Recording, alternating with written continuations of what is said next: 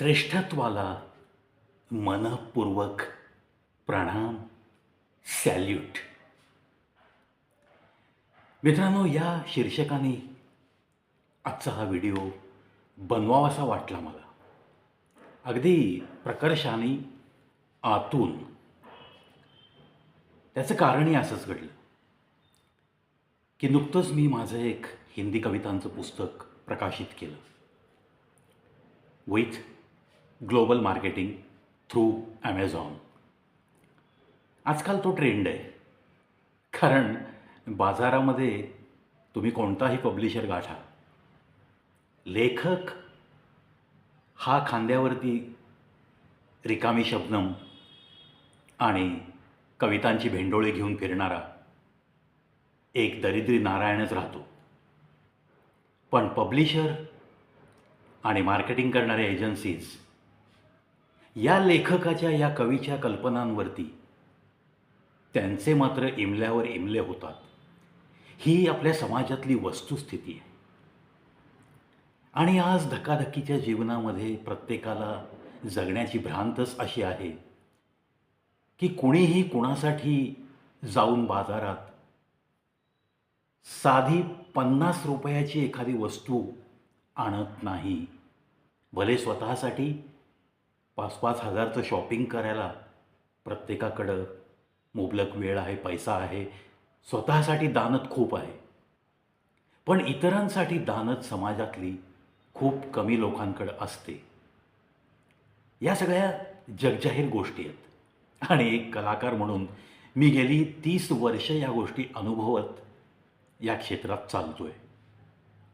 त्याच्यामुळं मला जो एक सुखद धक्का बसला आणि जी काही एक मला आजच्या युवा पिढीमध्ये प्रगल्भता जाणवली, वैचारिक प्रगल्भता, त्याच्यासाठी, त्या वैचारिक प्रगल्भतेला सॅल्यूट करण्यासाठी आजचा हा व्हिडिओ.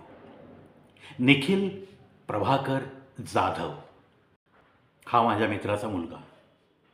आजची युवा पिढी, वय साधारण 30-32, नोकरी software engineer, may be manager in Wipro. अर्थात या गोष्टी मी मुद्दाम नमूद करतोय, त्याचा उहापोह ओघाने येणारच आहे. माझं पुस्तक प्रकाशित झालं हे त्याला जसं कळलं आणि मार्केटेड बाय ॲमेझॉन आहे हे जसं त्याला समजलं, तसं त्याच्या डोक्यामध्ये एक कल्पना आली की आपल्या पप्पांचा हा मित्र आहे आणि या मैत्रीला आपण लहानपणापासून बघतोय, जाणतोय की कोणत्या इंटेन्सिटीने हे राजे काका आपल्या पप्पांशी मैत्री करतात, कोणत्या इंटेन्सिटीने दोघांच्या गप्पा चालू असतात भेटल्यानंतर. हे सगळं लहानपणापासून तो वयवर्ष 3 पासून बघत आलेला. तोही कलाकार, मीही कलाकार, असे त्याने आमच्या दोघांचे कित्येक कार्यक्रम बघितलेले वाढत्या वयामध्ये, की ज्या कार्यक्रमाचा निवेदक मी आहे आणि त्याच्या पप्पांचा 2-3 गाण्यांचा परफॉर्मन्स आहे. माझा हा मित्र प्रभाकांत उर्फ प्रभाकर जाधव, राहणार settlement colony, settlement area of Solapur city, which is very famous area. का, कशासाठी हेही सांगेन मी. व्हॉइस ऑफ मुकेश म्हणून तो आमच्या ग्रुपमध्ये फेमस, सुंदररित्या मुकेशची गाणी म्हणतो. आणि त्याच्याविषयी जेव्हा मी पहिल्यांदा निवेदन केलं तेव्हा माझ्या सगळ्याच मित्रांच्या, सगळ्याच कुटुंबियांना गुदगुल्या होणं हा जो प्रकार आहे ना, हा नक्की व्हायचा. आणि मग मैत्रीचे बंध हळूहळू घट्ट होत गेले. तर अशी ही आमची जवळपास 35-36 वर्षाची मैत्री आणि त्याच्या मुलाने बघितलेली ही 32 वर्षाची मैत्री. या निखिलने काय करावं? आपल्या पप्पांच्या मित्राने पुस्तक छापलं आणि ते ॲमेझॉनवर अवेलेबल आहे. एवढंच त्याला जेव्हा समजलं तेव्हा पप्पांना न सांगता, मलाही समजू न देता, त्याने ॲमेझॉनवरनं माझं पुस्तक मागवलं आणि पप्पांना अगदी भरल्या डोळ्यांनी ते पुस्तक गिफ्ट केलं. प्रश्न 300-400 रुपयाचा नाही आहे मित्रांनो. ह्याच्यामधली जी डेप्थ आहे ना, त्या डेप्थपर्यंत पोचण्याचा प्रयत्न करा. ह्याच्यामध्ये ज्या भावभावना आहेत ना, ह्याच्यामध्ये जे मैत्रीविषयीची, आपल्या पप्पांच्या मैत्रीविषयीची, आपल्या पोटच्या लेकराला असलेली एक उच्च प्रकारची भावना, त्या भावनेपर्यंत पोहोचण्याचा प्रयत्न केलात ना, तर तुम्हाला समजेल की मी निखिलला का सॅल्यूट करू इच्छितो. गोष्ट छोटीशी आहे, ती त्याने मनापासून केली, सिक्रेट ठेवून केली. माझ्यापासून आणि त्याच्या पप्पांपासून लपवून त्यांनी ते पुस्तक मागवलं आणि त्यांना गिफ्ट दिलं. आणि नुसतं गिफ्ट नाही दिलं, तो गिफ्ट देतानाचा फोटो मला पाठवला. त्या माझ्या मित्रांनी पण कुतूहलाने लगेच, अरे अपना यार आज कहाँ से कहाँ गया है. ज्यांनी पाहिलं आहे माझ्या बेसिक पहिल्या प्रोग्रामपासून तो माझ्यासोबत आहे. आणि ज्या ठिकाणी एका जिवलग मित्राने वा क्या बात आहे हे म्हणायला पाहिजे, ज्या ठिकाणी माझा एक भाऊ नेहमी वा क्या बात आहे म्हणतो, ही गोष्ट जी भावामध्ये मला आढळते तीच माझ्या या जिवलग मित्रामध्ये आढळली. आणि म्हणूनच त्याला त्या गोष्टीचं खूप मोठं कौतुक.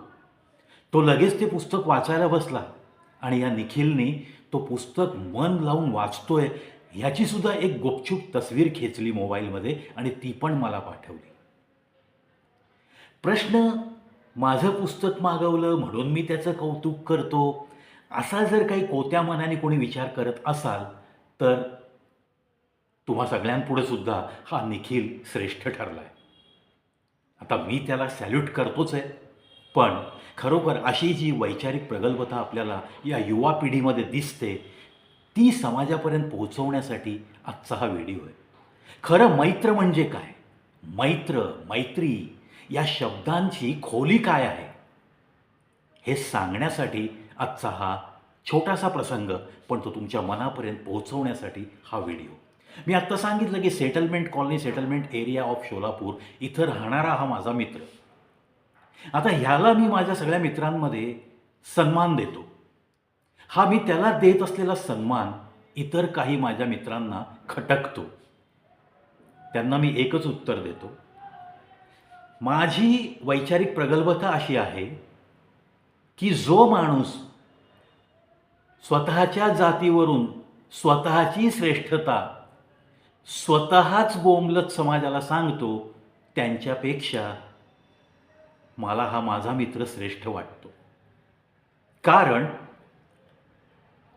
आता मी एक फौजीचा मुलगा आहे. माझ्या घरामध्ये जातपात धर्म कसल्याही प्रकारचा भेदभाव न पाळता आम्हाला आमच्या आईवडिलांनी वाढवलं आहे. आणि डेफिनेटली माझ्या वडिलांचे 18 पगड जातीचे मित्र, माझ्या 2 भावांचे 18 पगड जातीचे मित्र, ती जेव्हा एकदा घरात मित्र म्हणून आले तेव्हा माझ्या घराचे पूर्ण फॅमिलीचे ते मित्र म्हणून वावरत राहिले. आणि माझ्या माऊलींनी आणि माझ्या वडिलांनी कधीही कोणत्याही क्षणी माझ्या कोणत्याही मित्रांना कधीही अंतर दिलं नाही. तर ह्या सेन्स ऑफ मॅच्युरिटी पाहत पाहत आम्ही लहानाचे मोठे झालो आणि त्यामुळंच थोडासा हा वैचारिक बदल इतर लोकांपेक्षा माझ्यामध्ये तुम्हाला नक्की दिसेल.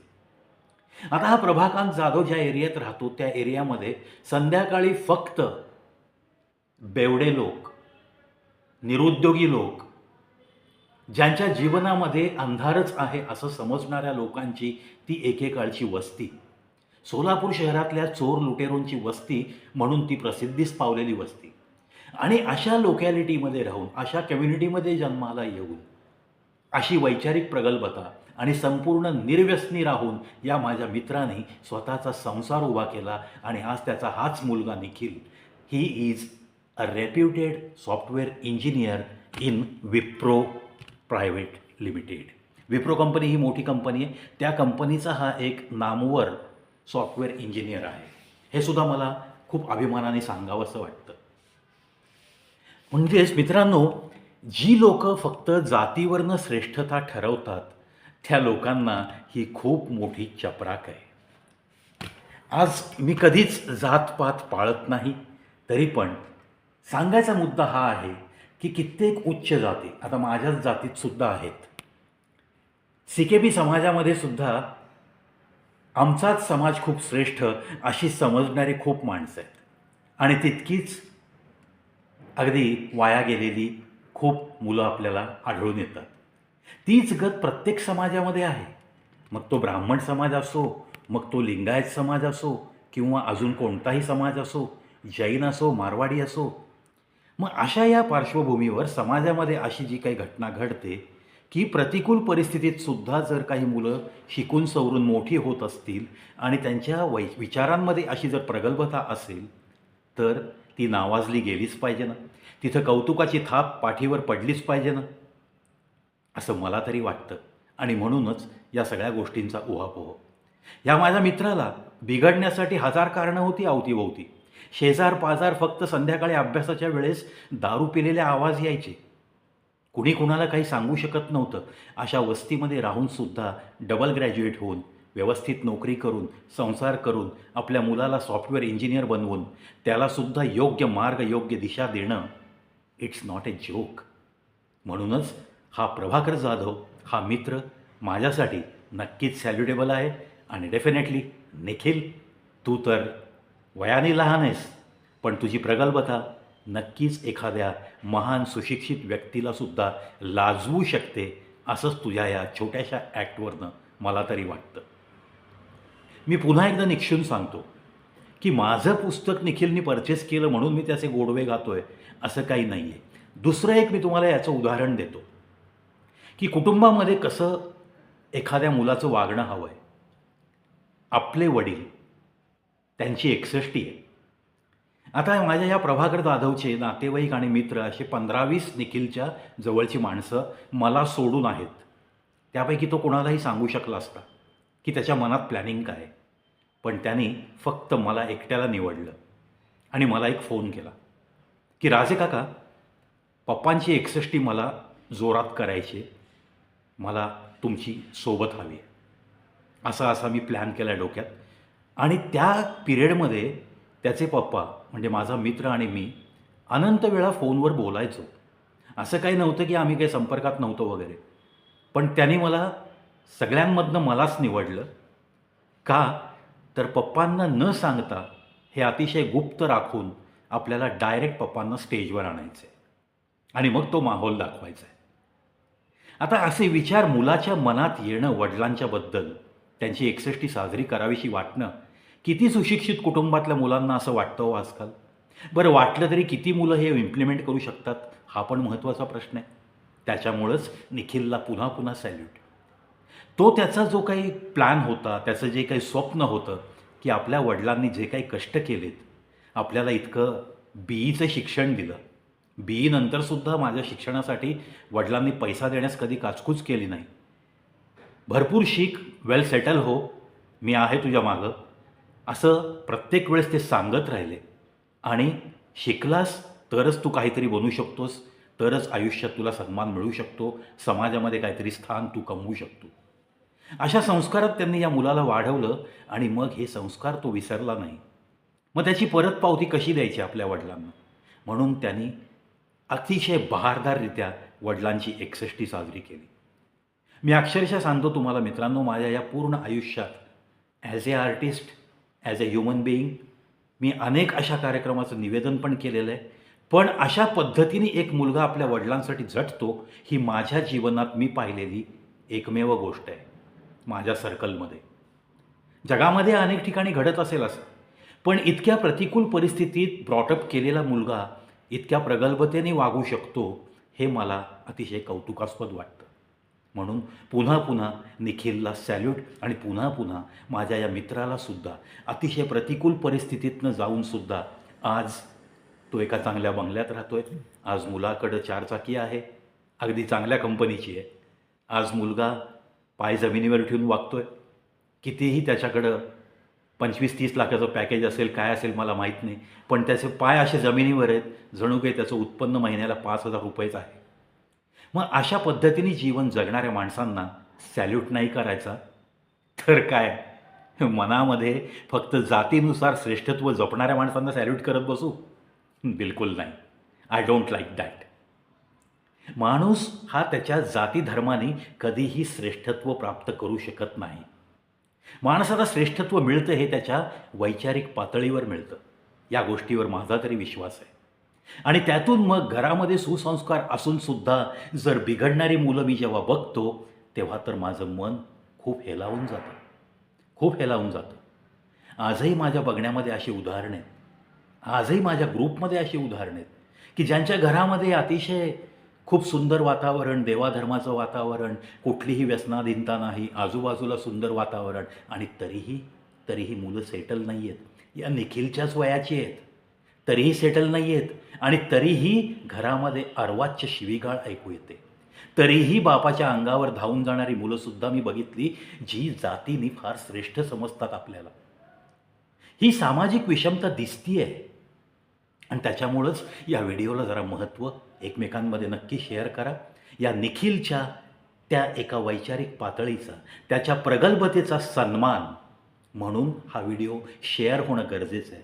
It is nothing but inspiration to the coming generation and of course it is the great example in our society. प्रतिकूलता किती का असेना, त्या प्रतिकूलतेवर मात करत मोठी झालेली आपल्याला अनेक माणसं आपण पाहिली. लाल बहादूर शास्त्रीजी घ्या, डॉक्टर बाबासाहेब आंबेडकर घ्या, सोलापूरचे आमचे नामवर सन्माननीय माजी गृहमंत्री आपल्या भारत देशाचे सुशीलकुमार शिंदेजी घ्या, त्यांचे मित्र प्राध्यापक विलास पाटील घ्या. अशी अनंत उदाहरणे आहेत समाजामध्ये, ज्यांच्याकडं काहीच अनुकूलता नव्हती लहानपणी. अरे तरी पण त्यांनी एका उच्च पदापर्यंत मजल मारली ना. आजच्या राष्ट्रपती घ्या, सन्माननीय द्रौपदी मुर्मू मॅडमजी. तुम्ही थोडासा असा हा इतिहास जेव्हा बघता ना, तेव्हा तुमचे स्वतःचे विचारसुद्धा हळूहळू सुधारत जातात. So Nikhil has given me one special thought for my video. Again salute to my lovable my dear Nikhil. Wish you all the best Nikhil. तुझ्या आयुष्याचा मार्ग तू जो आखलायस ना, योग्य मार्गाने तू चाललायस आणि ह्याच्याहीपेक्षा तू खूप मोठा होणार आहेस. याच तुला मनःपूर्वक शुभेच्छा.